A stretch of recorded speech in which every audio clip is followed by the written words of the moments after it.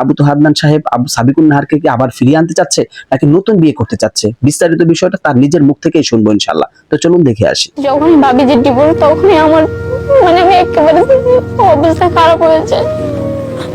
কেমনে সাইন করবো ওই জায়গায়, এটা ভাবতে খুব খারাপ লাগে।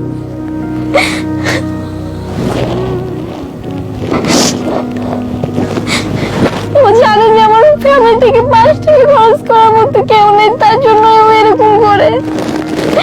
এই যে ডিভোর্সটা যে অনেক সহজ করে দিচ্ছে, একটা মানুষকে চাইলেই জুলুম করে ডিভোর্স দিয়ে দিতেছে, যে কাগজ পাঠাইলাম সে অ্যাকসেপ্ট করলে করুক, না করলে নাই, ডিভোর্স হয়ে গেল।